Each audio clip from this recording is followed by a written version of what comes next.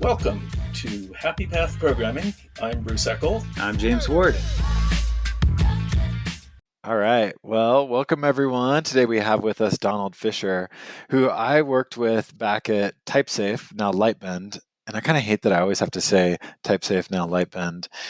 Name changes are hard. But really enjoyed working with Donald. He was the interim CEO of TypeSafe for at least a couple of years, I think. And that was when you were with BlackRock. Is that right? Greylock. Greylock. Different rock. Oh, okay, different Yeah. rock. So many rocks in the VC world, and so it was super fun to work with Donald, and he really got the foundation of that company going. And so, anyways, now he's off to a new startup that he co-created or created. Are you the formal Co-founder? I have three single co-founders. Okay, awesome. So great to have you. Tell us about Tidelift. Yeah, thanks for the invitation to join, and super excited to always excited to chat with you, James, and Bruce. Great to chat with you as well. So Tidelift is sort of a mission-oriented company. Our stated mission is to make open source work better for everyone, and what we mean by that is both the teams that build applications with open source software, as well as for the creators of open source software. We think there's really, kind of almost obvious opportunity to align the interests of those two, participants in the open source phenomenon and unlock some potential for everybody to get some, to do better by working together and collaborating. So that's what we're about. Happy to get into as much details as you want in terms of how our approach works and our perspective on things. So I have a story, which is I have a friend who runs a hot dog stand in Crested Butte. And during COVID, I think there was one day when he had way too many hot dogs and they were, he needed to get rid of them. So he decided to just give them away for this one day. And then people started sponsoring him. So every Saturday he gives away like 300 hot dogs. And and it doesn't hurt him because he gets sponsored. So and then people leave tips and stuff. But every once in a while, somebody will come up and get angry at him because he's not doing capitalism right. And, they'll go off on him because he shouldn't be giving away hot dogs. And, it doesn't matter what he explains or anything.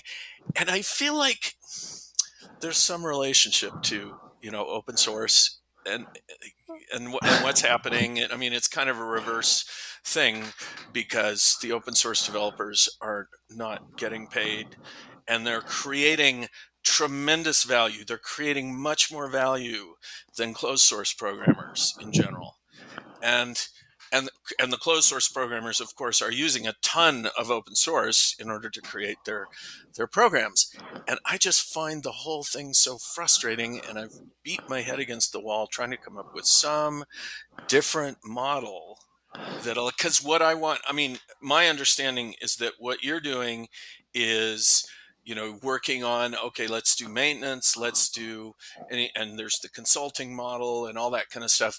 And I would really like to figure out a way that we can pay for the development, not just the maintenance of open source. So, and I'm sure you've thought of this, even though I don't think Tidelift works that way. Is that correct?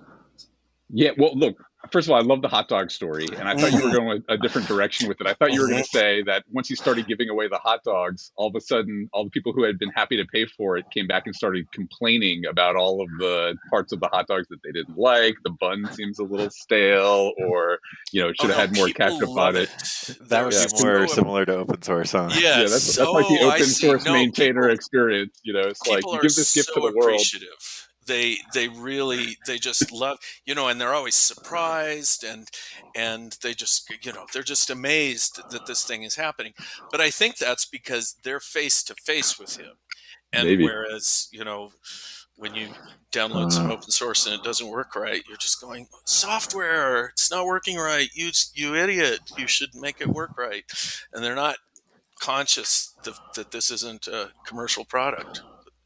Yeah, and I think that unfortunately the open source world is maybe less enlightened than the hot dog face-to-face hot dog vendor situation, because like the so often, especially like maintainers of high scale, widely used open source components, they do all this work typically not directly compensated, especially in the sort of like application libraries, frameworks kind of world. And then their reward is GitHub issues complaining, this didn't work on my Commodore 64, or I disagree with this technical decision over there. So it's sort of it's a strange form of reciprocity operating there. Maybe we need to have a open source card so we can get face to face. That's a pretty good option. Perhaps perhaps part of open source training should be nonviolent communication, because Not a it bad idea. doesn't encourage, if somebody is just complaining, I mean, there's underneath it, there's kind of a compliment. Well, I'm using your software, it's not as great as I want it to be. So there's a compliment and a need underneath there. It's just expressed badly. It's because they're frustrated. I think you're also right that part of it is just the anonymization of it, how it's anonymous, right? And so it's sort of, I think it's lost on a lot of individuals, and more so on organizations, that most of the software that their applications are built out of is created by humans for not directly commercial reasons, right? For impact is typically the number one reason why we, when we've gone and surveyed, open source maintainers, why do you do this? Why do you spend time giving this gift to the world?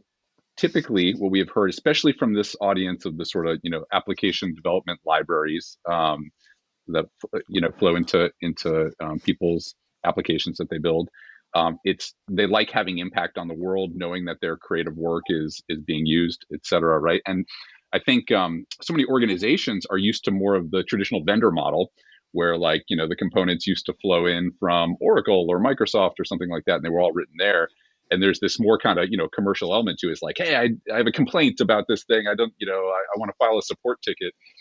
And I've seen, recently I saw on Twitter go around, a maintainer of a widely used project. They got this big like procurement form sent to them from a company saying like, we demand that you fill out this form talking about all of the practices around your project. And the maintainer was just like, this doesn't even compute. I didn't sign up to be your software supply chain, even if that's the reality.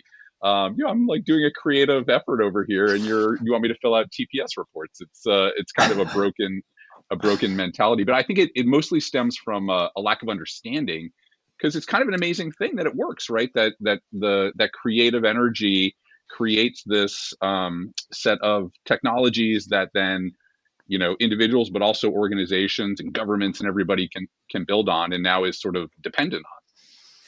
It's a gift economy. Oh, like Burning Man, bringing it back to the Burning Man. Well, I mean, that goes back to, what is it, the potlatch Native Americans or something. I didn't know there was a history even. Oh yeah, before. no, there have definitely been gift economies before Burning Man, but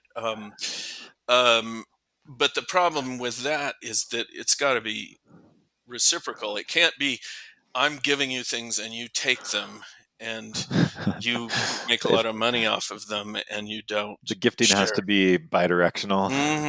Yeah, to make it work. Well, isn't that how Burning Man works? Is like I mean, it's, you don't have to bring gifts, but it just kind of works that everyone. It's just a nice, you encounter somebody and you want to give them something, and that's it. It's not a there is no reciprocity built in. There's no expected. You just give. But the people that show up are generally want to give gifts to people. Well, that's how it works. It's like, oh, somebody gave something to me, I want to give something to somebody else. And so that's kind of what we end up with. But based on a traditional quote economy, there's just like, no, that doesn't make sense. It's a transaction, whereas a gift economy isn't a transaction. It's just unidirectional. But if it's only ever unidirectional, it just takes the wind out of your sails. You just go, oh, if you're just taking and expecting, So Yeah. here's an example that has always frustrated me. Apple, like richest company in the world or whatever, um, there's a tool to do installs. What is it called? Oh, Um, Brew. Brew, right? Yeah. Apple has. I mean, that is an essential part of the ecosystem, and Apple's never given them any money. Yeah. I mean, for a long Yeah. time, it was uh, Bintray and JFrog were the ones that were Hmm. funding all the like I don't know, millions of dollars of downloads through Brew, and I don't know if they still do or not, but yeah, it was interesting how Brew found someone to sponsor it that wasn't Apple. But yeah, weird that it's so essential to the Apple ecosystem. And Apple wouldn't even notice. I mean, it's yeah. Anyway, that stuff like that just really bothers It, it is frustrating, right? And the homebrew example is a good reference point. I mean, maybe going back to the gift economy idea, I actually think maybe that is part of what explains why open source works as well as it does, right? Like there is an element of that that's sort of driving, and like baseline, like open source works amazing, right? Like I am every day I wake up astounded that this is a thing that humans sort of organically started doing. It's like an emergent phenomenon when you combine like, you know, the internet, personal computers, and optimistic people that they've and programmers, that this thing happens. And I think probably some of those gift economy dynamics underlie it. I think the challenge, though, is that it doesn't do everything that doesn't drive incentives around everything that every participant in the system might want to have happen. And like, go back to that example of the ridiculous procurement, assurance report that was presented to the open source maintainer. It's like ridiculous to the open source maintainer.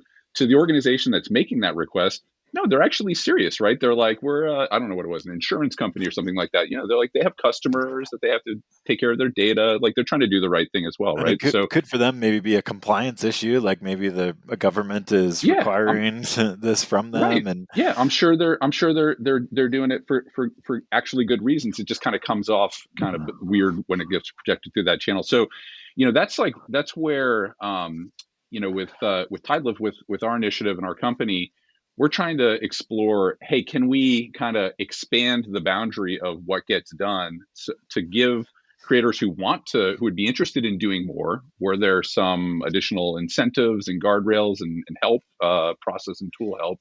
um, would they be interested in doing more around their open source projects in order to satisfy a demand that's coming from especially big organizations and governments and so on, who want to have more consistency of the sort of vetting that's happening around the open source that flows into their organization. And we think that's kind of like a it's like it's a business opportunity that only has positive externalities. Like it's optional, so nobody is mandated to participate. And for the organizations that buy the service of vetted open source components that have been uh, determined to meet certain security, licensing, and maintenance requirements, they're happy to pay for it, right? And for the open source maintainers that opt into the system, the ones that opt in, they say, yeah, I'm interested in doing this. And because this is like part of the really boring part of open source maintainership, I appreciate the incentive of some tools, some process help, and also some direct being able to participate in the value that I create, participating in the economics by getting paid to do some of this more tedious work around the open source projects. Yeah, I don't know. It's.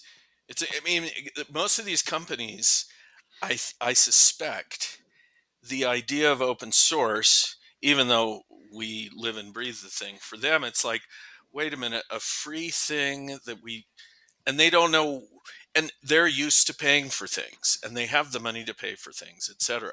And this is typically a relatively small amount of money that they're talking about compared to procuring, regular software.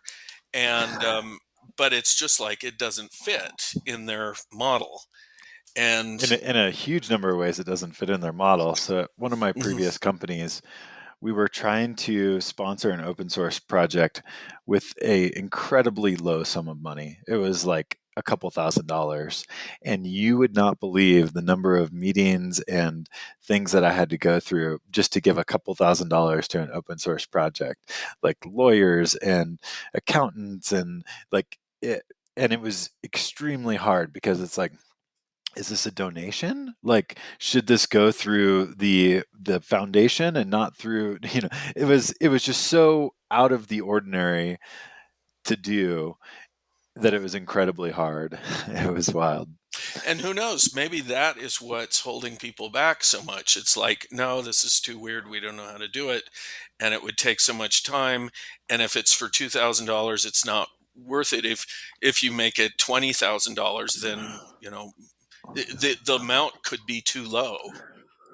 Right. Yeah, James, you're reminding me of a conversation I had a number of years ago with a really senior person at a big tech company, and in their uh, annual budget spreadsheet, they had a row where I believe they were making a contribution to an open source foundation, and so they sent it in, and the finance department, sent the sheet back, and they added a comment in that cell or that row, and the comment was fraud question mark.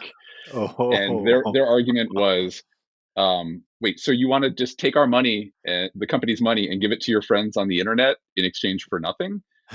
That's right. actually fraud by our definition. And obviously it was well intended and everything, but you see their point of view. So Yeah. I agree with both of those. There has to be some kind of set of rails to transact on, and at the heart of it is there has to be a very clear get in exchange for the expenditure to really make it feasible for most organizations to successfully engage. And that's, we've really been exploring that frontier over the last couple of years at Tidelift. And we think that, we know now, because we see the market pull and our customer base is growing, that we have a solution in that to that space. And what we have found to work is we have a combination service that has two pieces to it. Part of it is a software piece, and part of it is a people piece, right? So the software piece is we've built a multi-tenant SaaS application that plugs into your DevSecOps or application development tool chain. Usually people start by plugging it in next to their CI tool that runs the tests on their code.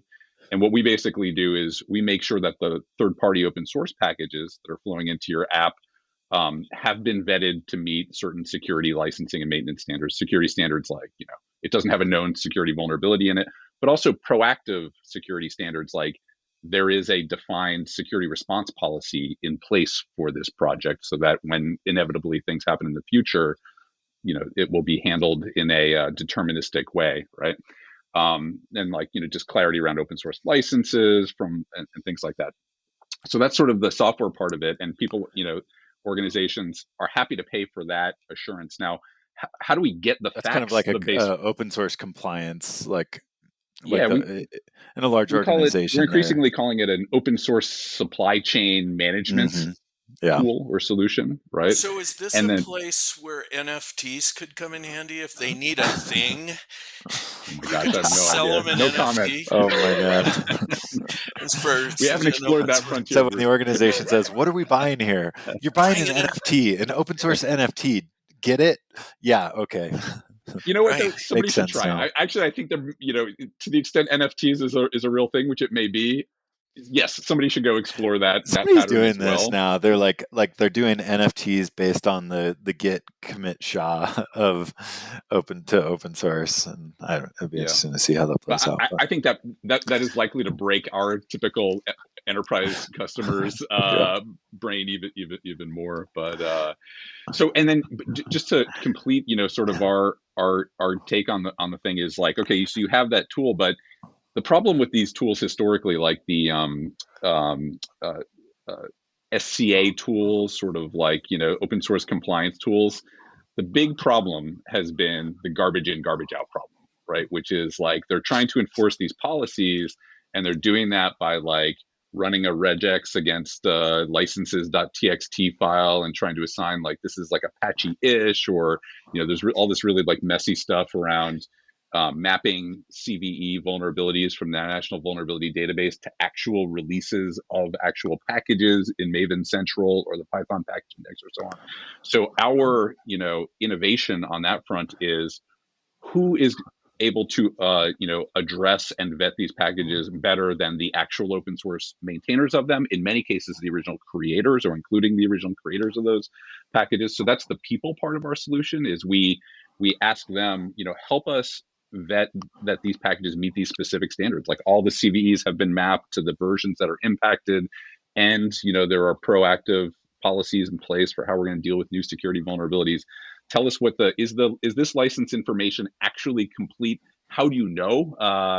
Because you were part of the team that you either wrote the code or you were, present. Where that came from, and completely accurate and comprehensive on the licensing front. And then one of the things that we ask the maintainers to help us to determine is like, is this actually going to be proactively maintained into the future, right? Is this a deprecated release stream? Is the whole package deprecated or abandoned? If so, maybe there's an opportunity we can help bring some new maintainers to it, again, by creating an incentive for somebody, both a help incentive as well as a monetary incentive to go pick that up. So that's been the really fun and exciting part of Tidelift, is bringing that human element in to complement the software. In combination, we've found that's a really compelling thing for organizations to go pay money for, because the thing that they get in return is visibility and confidence in the third-party open source that's flowing into their applications. That has immediate business value. And now, increasingly in light of recent events, it's becoming mandatory. It's becoming legally required, actually. I'm happy to talk about some of the recent developments on that front. Yeah. Yeah, we made it 22 minutes without getting into Log4Shell, so I think it's time to drop the Log4Shell Let's open the Pandora's box. Yeah. I think this is a good segue. So tell us about Log4Shell. I know a little bit, but tried to ignore it because I'm like, that just sounds horrible and scary. So yeah, give us the rundown. It's gross in some respects, but it also kind of calls a question that's been lingering for a while, which is kind of, how did this actually work in the first place? Like, how did we expect this to all go smoothly in the first place? So, my synopsis would be, the whole kerfuffle around what's been dubbed Log4Shell relates to actually a series of vulnerabilities in a awesome, widely deployed, incredible, durable piece of software, an Apache project called Log4j, where the maintainers have been putting in the effort for, I think, decades now on Log4j. And there was this particular exploit that was identified. I believe the timeline, it was in November, and then it sort of broke publicly in mid-December of 2021. And unfortunately, because Log4j is such a great package and has such great capabilities, it's in almost every enterprise Java application, or probably JVM platform application out there, right? Yeah.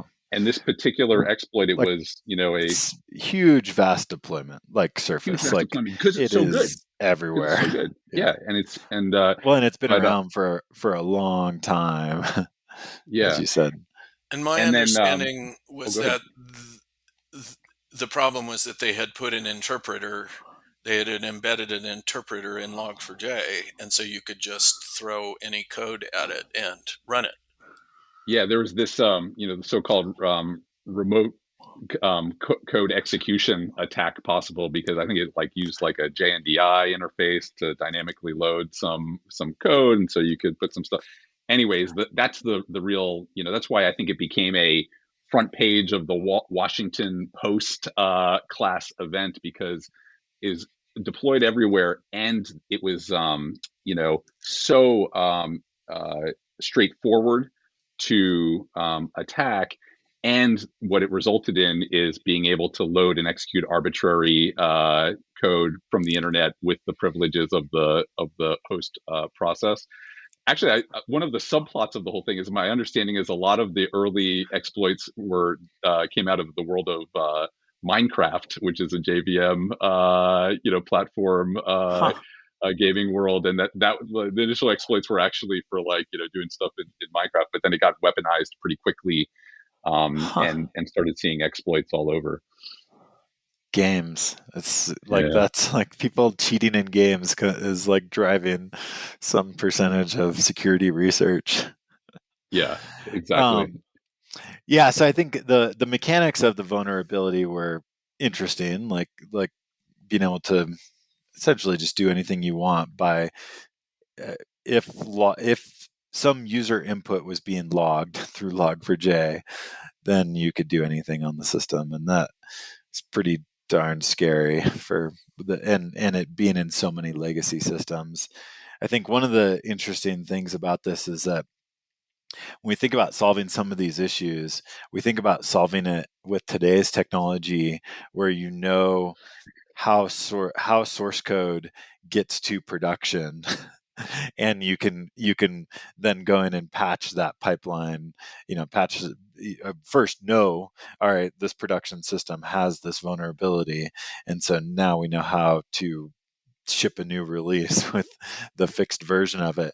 But I think one of the things that's scariest with log4shell is that so much of the usage of log4shell doesn't exist in that modern world where we know what's running in production and we know how to update it, because there's just so much enterprise software out there where it's like some developer on their machine creates a new war file and FTPs it to some place, and like there's just so much, and we don't have the bill of materials, the bomb, SBOM, whatever that tells us what's actually running in production. And so there's just all these instances with log4shell. It's like we have no idea what systems are actually vulnerable to this Yeah, because I think they existed pre build pipeline, pre bomb, pre all this stuff.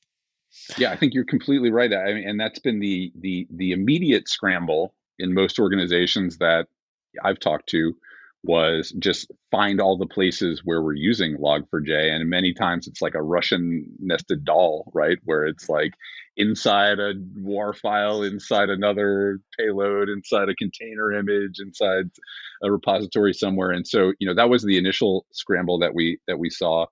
And honestly, a lot of organizations are still scrambling on this front. Yeah. A solid month later, a lot of great folks lost first a weekend, and then a lot of folks I've heard lost their holidays. The majority of their holidays just going and trying to do this archaeological dig to find all the places where the vulnerable Log4j versions are. So that sort of gets to one of the opportunities going forward, is like try to track all of those components. The first place where it's I think most feasible to do that is in the software that your own organization creates, where at least you see the security or the application development pipeline, and you can instrument that. That's actually part of what the Tidelift solution does. Is we have a tool there that keeps track of what went into every build that goes through your pipeline. And so, for our customers that had already rolled out our solution, and we're not the only solution, but our solution, when the vulnerable Log4j issue broke, they were able to just type Log4j into the Tidelift app, and they could see all the builds historically where that version had gone, and they had a roadmap. Now, that's most organizations don't even have that for the applications that they're building themselves, right? There's an opportunity to do that. Then the really hard question is, what about all of the third party, package software that you're Yeah. acquiring? That is, also majority third party open source components under the hood.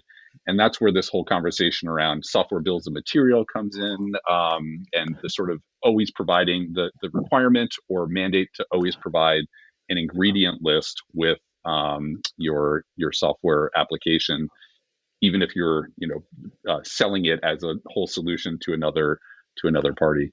Yeah. So I have a question about, do you know how, I guess I want to know how this thing happened, because it seems like the idea of putting, call it an interpreter in there that can run any code, would jump out at you as, oh, maybe for debugging we'll have this in, but we don't want this in productions code. But how did it So when get you do the left? archaeological dig and you're like, why was this ever there? What's been discovered on that front? Yeah, My understanding, I don't know all of the details of this, but my general understanding is that the reason why this particular interface still existed was that actually that there were enterprise customers that relied on this, Someone and that somewhere was using this. someone was using it, and it would have broken their workflow to turn this thing off. And I believe in the historical record, there was a attempt to at least disable this by default, if not remove this capability from the project, and it was rebuffed because somebody relied on that behavior. I believe that's the story. That's the general shape of the story that I've understood, which is gets at the point. That's another example of how hard it is to be an independent open source maintainer. You're trying to trade off. Somebody really depends on it, but it kind of presents a risk to everybody else who uses this and doesn't depend on it. Those are really hard trade-offs that we just default to relying on independent open source maintainers to make. And by the way, a priori, we tend not to have done anything to help them or support them Yeah. for doing that, carrying that heavy lift. I mean, it gets to like how there's much more involved in being a maintainer of an open source project than just writing code, right?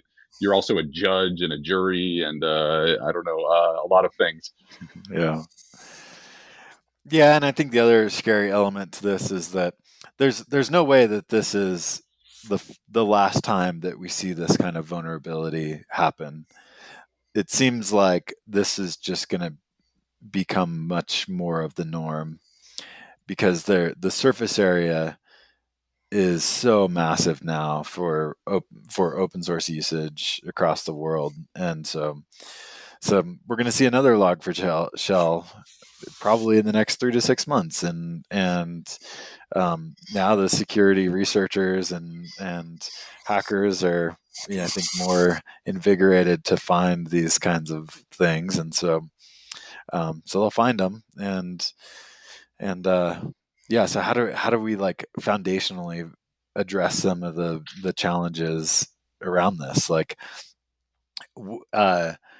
is there a world where vendor people that are consuming open source better fund the security research themselves so that they're finding these things ahead of the hackers finding them and that sort of thing? I don't know.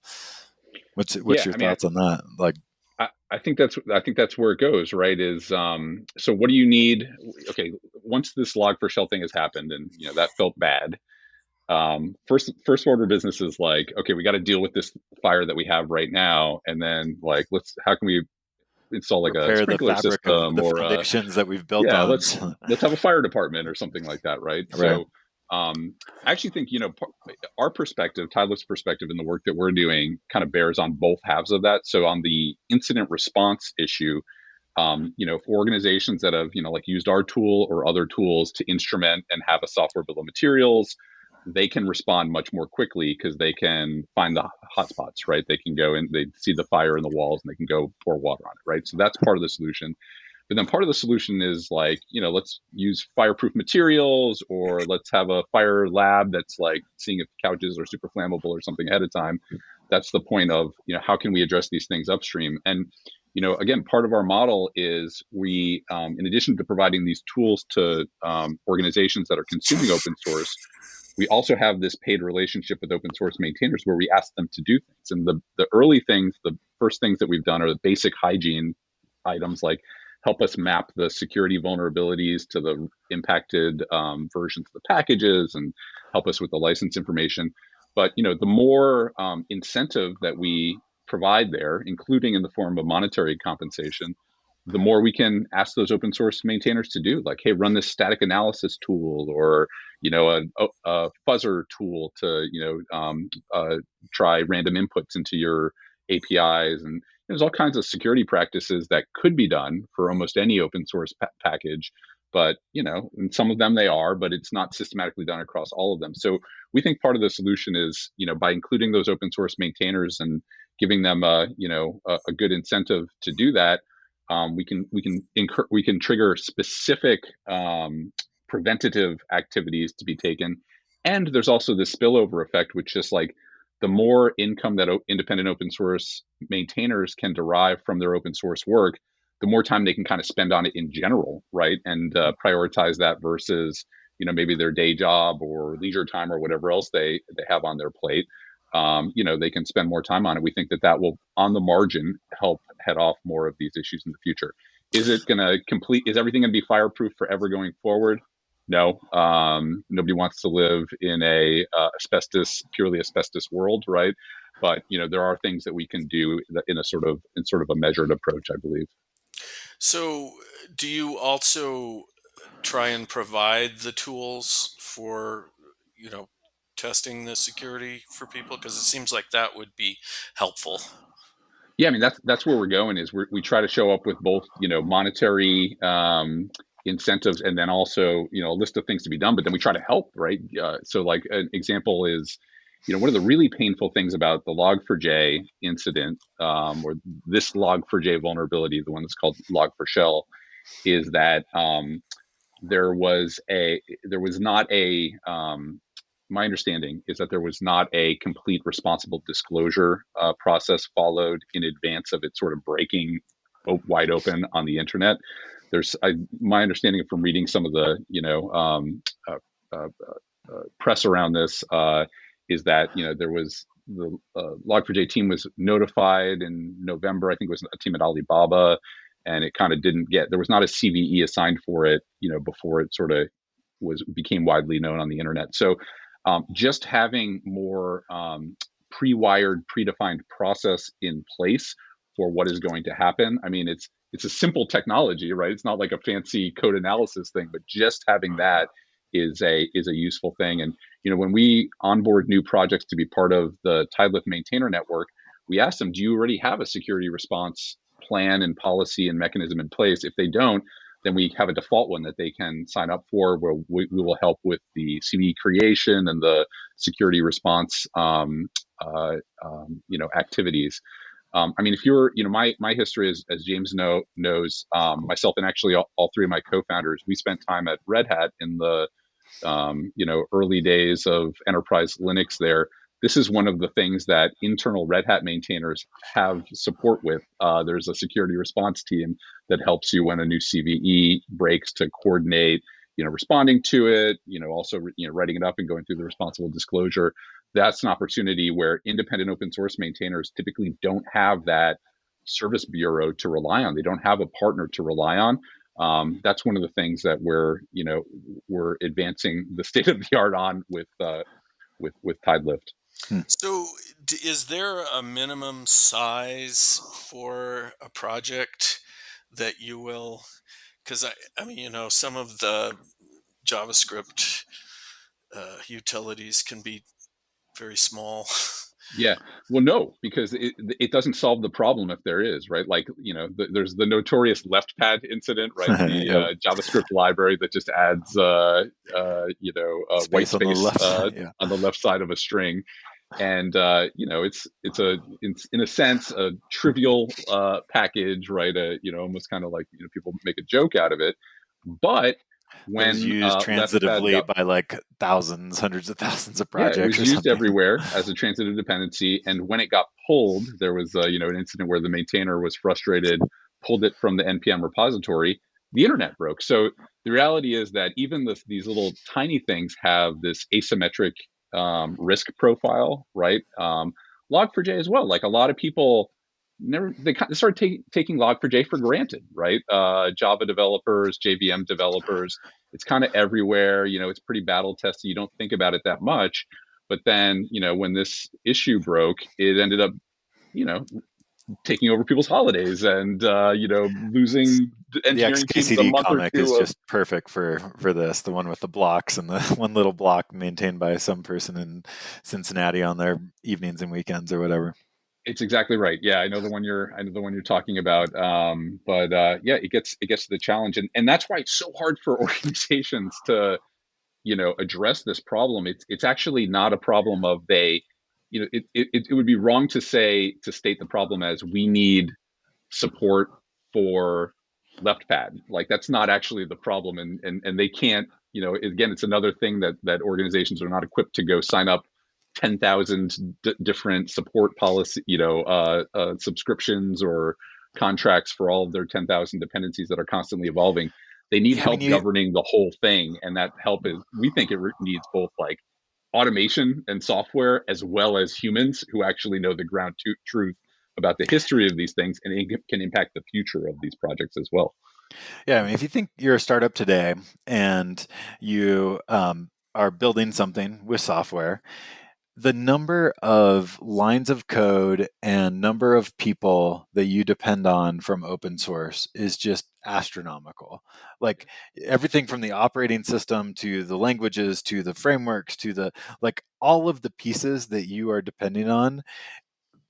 You probably can't ship anything today without having had depended on 1,000 developers that you don't know and hundreds of thousands of lines of code, millions of lines of code. Like, I mean, everyone's using Linux and containers and programming like we're talking about probably hundreds of millions of lines of code that you are dependent on just to ship any piece of software today. It's pretty astronomical, the scale that we're It's at a today. completely different economy than we've ever encountered before. Yeah. Yeah. Yeah. And it's So one of the incredible, right? I mean, that's the thing, like the incredible. thing that I always have to come back to is, especially from vendors in this space, you get a lot of doom and gloom and, like in the beginning of, open source management tools, it was like, are you infected with the open source? That was sort of like the posture of it or the energy behind it.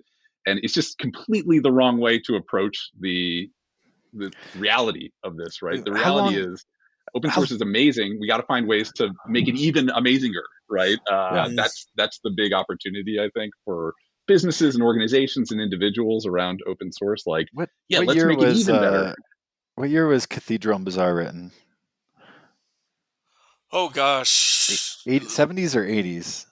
Oh, I thought it was So later than that. maybe I even thought later it I than was would the that. say 90s. 90s, 90s. maybe. Let's see. No, because I remember Eric Raymond. 1999 is what Yeah, What? that I'm getting. sounds right. Because Eric Raymond said I he mean was that. annoyed with me at one point because I had started giving away Thinking in Java, and he's going, "No, no, I was the first one to give away a book free on the internet. He was, and not me. Huh. I wasn't Uh, competing, but I remember him saying that was, So apparently, I was number two. so it seems like ancient history that we lived in a world where that book could exist, but it Mhm. really wasn't that long ago. 23 years ago, you're saying? Is Mm-hmm. that right? Like, Yeah. it seems like it was 100 years ago that, and the world is so different in 23 years, just how dependent we are. So I wanted to talk for a second about the incentives for maintainers. So one of the issues that I see with that model is that many people, their employer will not really let them get paid to work on open source and yet provide a lot of open source. Like how do we deal with that? Yeah, there's a couple of different ways that we've, just by going out and trying it, just getting started, I think has been a huge, way that we figured this out. So, if there are some employers, which I think is kind of a retrograde motion actually for employers to prohibit, any kind of creative activities or commercial side activities. It's kind of going decreasing in popularity, I hope, going forward. But in those cases, we can do things like attract net new maintainers to a project, right? And our experience with Tidelift has been every time that we've gone to a independent open source maintainer and said, "Hey, would you like to get paid to do these additional assure these additional standards for your project?" When they say, "Sorry, my employer won't allow me to do it," if we then come back and say, "Would you be okay with us paying somebody else to help verify these standards for the Yeah, project and sort of join as a co-maintainer?" that's We have a cool. 100% take rate on that, right? They're Yeah, like, yeah, "Yeah." for I mean, sure. this is like, it's again, we're talking about the boring stuff that nobody Yeah. wants to do by default, right? So if it's like, can I pay somebody to come and paint your fence for you? Yeah, I So I mean, mean, that's still a people could really have high a take rate job on it. just being these paid maintainers of projects that they didn't create or maybe, weren't any part of the original founding team for, but they Indeed. could get paid to be a maintainer on it. Yep, and That's so cool. that's sort of one framing. Another thing that we've been working on over the last couple of quarters actually has been working with some of our partner maintainers to look after not just their core projects, but some of the adjacent projects, like their first level dependencies or the packages that depend on them, where they have some both technical awareness, but also sort of like social contact with those packages. Oftentimes they're sort of like, either like co-maintainers or sort of like semi-maintainers, pseudo-maintainers of those. And so that's sort of like a neighborhood watch approach. And that actually has been easier for us to facilitate, because we've taken some of the tools that we've built for the organizational consumers of open source, and we can use those to, and which is all the conversation is all about, like, how do I manage this pile of open source? We can also provide that tooling to open source maintainers who also have a pile of open source. They have their package and then all the ones that they're dependent on. So there's some really cool stuff that we're doing there with sort of like a neighborhood watch model, where especially when it comes to vetting, verifying kind of metadata about packages, which is, again, where a lot of this comes down to having a superior solution, avoiding the garbage in, garbage out problem. That's another lever that we can apply there.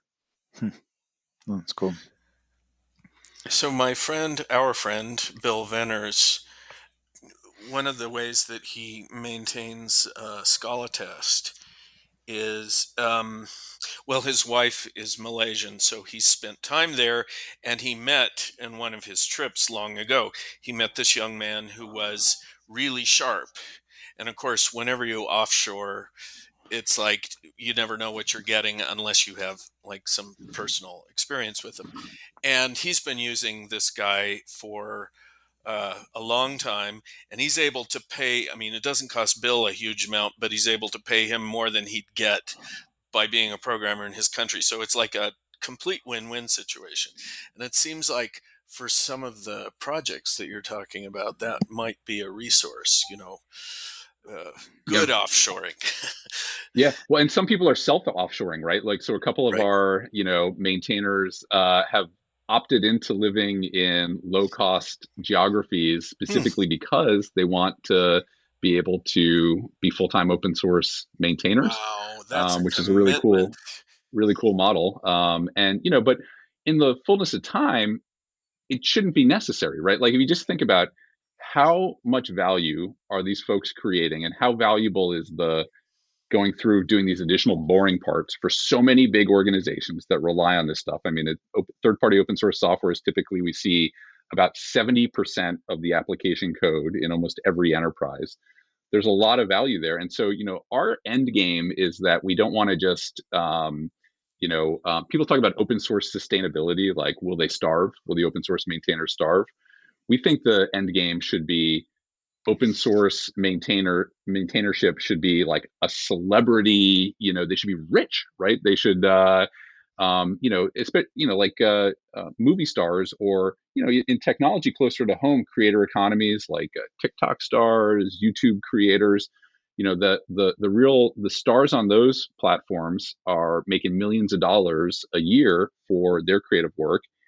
Absolutely, to me, it seems much easier to justify why open source maintainers and creators should be able to get rich doing this kind of work, because it directly contributes to economic value for every organization that builds software of any kind. So that's I sort guess of that's our part of the mind ambition shift. and end game. Like Yeah, the mind shift that we need to go through as an industry is that our maybe capitalistic way of thinking says that the value of something is what they charge for it, and that's the way that we typically think about what value is. But as you're saying, open source has a ton of value. It's just that we're not used to quantifying it or thinking about it in a way because it doesn't have a price tag.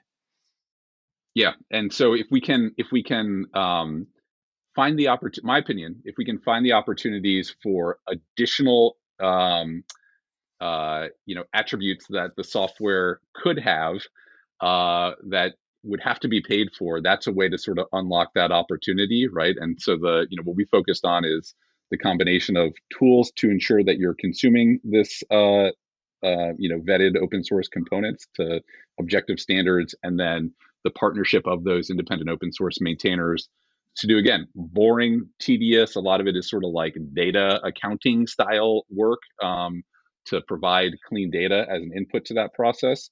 The combination of the software and the human parts is something that's really valuable to these organizations. And part of I think we got started early. We've been working on this for a number of years at Tidelift, the open source software supply chain challenge. And in the early years, a lot of folks kind of looked at me and they said, it's kind of, I get it. Yeah, I could see why that would be an issue, but it kind of hasn't been a problem yet. Like, I don't know, we use this stuff and but now increasingly it has been a problem, right? Like Log4Shell was a problem for every organization that uses Java in their application development. And then even more recently, like a really, I think, important new development that has happened just 2 weeks ago.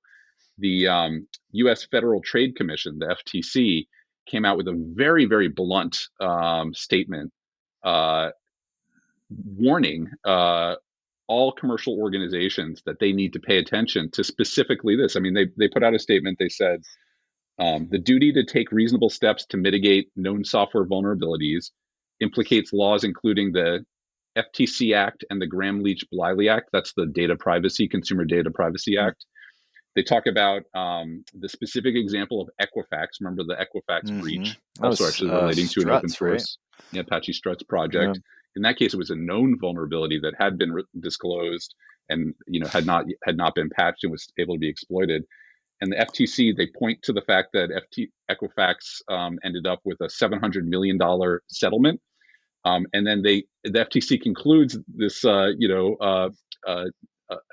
advisory that they put out 2 weeks ago. They say, the FTC intends to use its full legal authority to pursue companies that fail to take reasonable steps to protect consumer data from exposure as a result of Log4j or similar known vulnerabilities in the future. So it's like, it's not theoretical anymore, right? I mean, this is literally the US federal government saying businesses conducting, selling services and products in the US, we are going to hold you accountable for data privacy issues that arise from not taking reasonable precautions against this kind of vulnerability and this kind of issue. What are reasonable precautions? I think that's what we've been talking about for the last hour, right? Yep. Yeah. What does that mean? What does that look like in the future? But yeah, I think open source traditionally has been viewed as this free hot dog, and now we're transitioning to, it's not the free hot dog that I thought it was anymore. I need to actually have some ownership over how I'm consuming this stuff and how I'm making sure that it is maintained and secure and all that. And by the way, the USDA food inspector just pulled up in front of the hot dog stand, right? That's it. The hot dog metaphor, I think, falls apart a little bit because you eat your hot dog and that's kind of it. But with open source software, like that, any hot dog that you eat is part of your life forever. You are what you eat. Yeah, in both circumstances. Yeah. Yeah, it seems like we are headed in a better direction in terms of how we manage this problem, and how we ultimately, does it come down to reducing risk for open source consumers, and that's the driving function of this? I think it's just about balance, right? So, like, again, the first order of business with open source, why it's been so successful, is it's about creating opportunity for everybody, right? And especially the consumers of open source, this amazing opportunity to get all this technology. So that's the core of it. Now, it just needs to be done responsibly, right? Like the FTC says, take reasonable steps. What is reasonable? Well, just burying your head in the sand and hoping that there's never going to be a security vulnerability in thousands of packages that you use, a critical security vulnerability.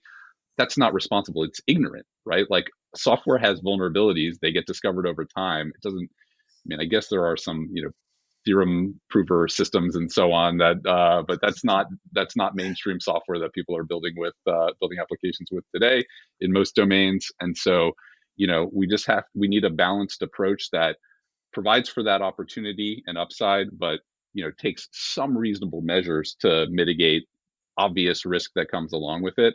We shouldn't get too over focused on the risk element of it, because again, it's so incredible, that this all exists to begin with. So we should celebrate that, but we should also be realistic and say, we have to be responsible in the way that we apply it, and also responsible in the way that we partner with those open source creators and find ways to work with them to get to a better outcome for everybody, not just for the downstream consumers.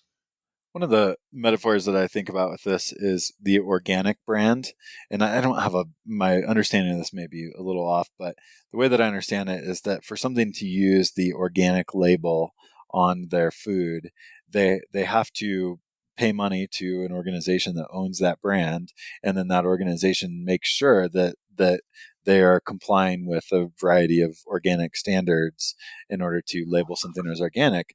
But it was a little bit of a chicken and egg, because the consumer had to want the organic brand in order for that brand to have value, for the organization behind organic to be able to, you know, have the guarantees of what organic means. And but I kind of see a future of open source where we go looking for some assurances, and maybe that's a brand like organic or whatever it may be, but we want to be conveyed some things that that it's going to be maintained, that it's going to have security, a security process behind it. All those things that Yeah. similar to I mean, what the I think organic brand has. the organic one is an interesting one, and even maybe even more on point now. Example would be like the Underwriters Laboratory certification that you see when you buy like an electrical product. Like on the wire, the Oh, plug, I it'll don't have know that little anything about that. UL I field. know you're talking Oh, about. Yeah, that's there is the been little label, but like I remember growing up seeing that tag. That's been Yeah. around forever. And I'm not a scholar on Underwriters Laboratory, but my like consumer sense for that is that that's basically it's like a testing lab, I think, where they like take the appliance and they do some stuff and they see, does it like burst into flame when you plug it in? Is the insulation huh? reasonable? And I guess my understanding of how that works is the federal government doesn't say you must pay Underwriters Laboratory. I think probably it's, you have to take reasonable steps to ensure that your products and appliances that you make are not dangerous. And a very reasonable step that you could take is to, pay Underwriters Pay them Laboratory to, to do yeah. a sort of independent analysis of it and vet it. So I think maybe that's another example we can look to for patterns. Huh. And, it's going from, I like to eat healthy, I'm looking for the organic label, to like, the government says I have to be responsible in offering my products and services. Where is a place that I can go to get some objective, opinions or evidence to demonstrate that I am being responsible in my activities? Huh. Yeah. And being pushed through the commercial side of things, because it's not the maintainers who, the open source creators who, hopefully we don't ever have legislation that says to release open source you must do these things. Like that would be, I think, the wrong way to do it. But from Yeah, then we would have ruined the opportunity. But yeah, the cool thing is that we can pull it from the other end and say, like, open source gets created for all these great reasons, and that's an amazing thing to celebrate. And there's market commercial demand for even additional assurances on top of that. What are new ways that we can unlock that? Look, it's not like totally novel, right? Like Red Hat and did that 20 years ago. Lots of open source companies have built really high scale businesses around providing additional kinds of services and assurances around open source. This particular universe of tens of thousands of open source packages, including left pads and log4js and so on, I think it demands new, fresh approaches and business models to figure out how to add the right kind of assurances around those. And that's the opportunity. Tidelift, I'm glad to say, is part of it. We're innovating it. We're not going to solve the whole thing. I think we need the NFT approaches and the whatever weird crypto approaches and a bunch of different folks. But that's the marketplace will help find good solutions that provide a positive outcome for everybody in the system, I think. Yeah, and the foundations, I think, have played part Foundations of that. play a role for sure. Yeah, well, it's an exciting future. I like I think Bruce said, the world that we live in is so much better than the world we had before, and there's some improvements we can make to it. But I'm so thankful that I can just pull the work of tens of thousands of people to my machine and have such high productivity. It's an amazing thing that we have this huge, vast open source universe that we get to build on top of. Well, and y'all are open source creators as well, right? So thank you for the work that you do there. I mean, James, I've seen your projects and efforts, and so that's also another beautiful part of the system is when you can be both a consumer and a creator. And almost every open source creator is a consumer of other open source as well, right? Probably 100%. So, well, I don't know. Just thanks for what you do for open source and have done in open source before. Yeah, it's fun. I think one of the cool things about being an open source contributor is there is this creative energy that you get to create something that people maybe use, and it's a very fulfilling thing to be able to do that. Indeed. So, Bruce, any final thoughts? Nope. All out. All out. Well, Donald, thank you so much. Thanks for all you do with making open source work better, and it's an exciting future. So, thanks for joining us on our podcast. Yeah, super fun to do it. Thanks again for the invitation, and thanks for putting your creative efforts into this outlet as well. It's awful fun to listen to the podcast.